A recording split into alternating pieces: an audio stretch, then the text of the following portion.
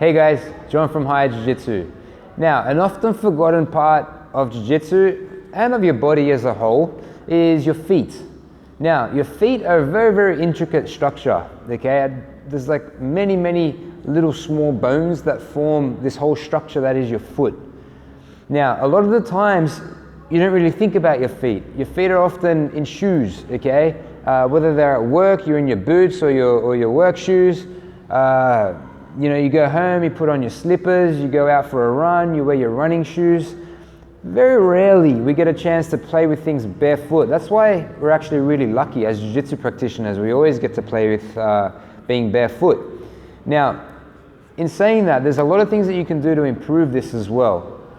Now, different parts of your feet move in different ways. So one thing that we can really think about is coming onto what we call ballerina feet. Okay, now this requires a lot of ankle mobility here. A lot of people don't really have that, especially when you start jiu-jitsu, and slowly this starts to develop.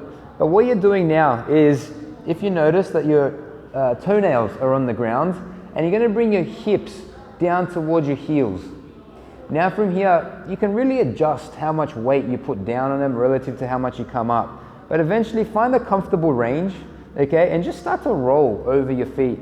Okay, and over your ankles. You can feel your shins and your knees just rolling across the ground. Try to keep that length in your spine here. But what's happening now is just working some different ranges of ankle mobility. That's a very, very good start here.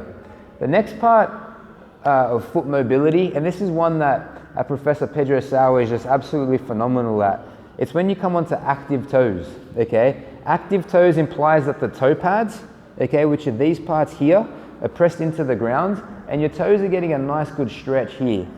Now, I never used to be able to do this, okay, and it's taken me a lot of work, but I'm getting there. So what's happening is my weight, my hips are on my heels here, and again, I have a lot of pressure coming down on my feet.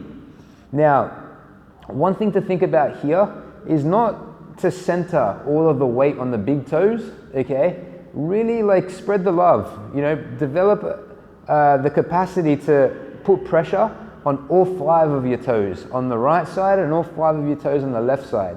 So one thing that I'm doing here is I'm just swaying my head from the right to the left here, and that's helping me feel a lot more pressure that's distributed, okay, all the way to my pinky toe on the right side and all the way to my pinky toe on the left side, okay?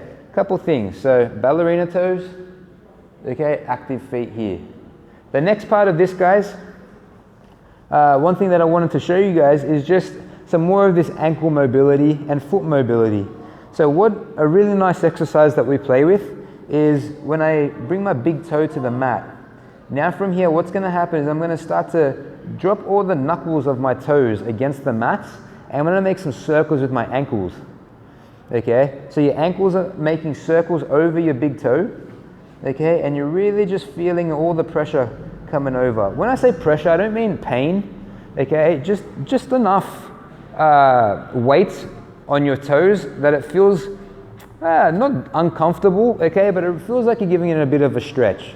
Okay, that's a good little spot to be in. You don't want to be you don't want it to be painful for you, but at the same time, you want to be doing a little bit of a stretch too. So you can come this way. So this is like a clockwise way now. And I can come anti-clockwise in the other direction, making some circles here, and really taking the time to feel 5th toe, 4th, 3rd, 2nd, 1st, okay? Taking your time with these, of course coming onto the other side. See, I can hear a whole bunch of clicks and cracks right now. What that tells me is that my toes are moving in these directions, and I haven't really moved like that for most of the day. So that's why the clicks and the cracks are really coming out, which is a good thing. So there we go, guys. Stiff feet tend to apply stiff jiu-jitsu, okay? Stiff feet means that your movement becomes a lot more stiff. Your feet are the first points of connection with the ground. It's just so important that we devote some attention down there so you can help your feet function well and use them and help them so they can help you perform better, both on the mat and off the mat. Both are just incredibly important. That's what we're here for. So hope you enjoyed that. Thanks very much.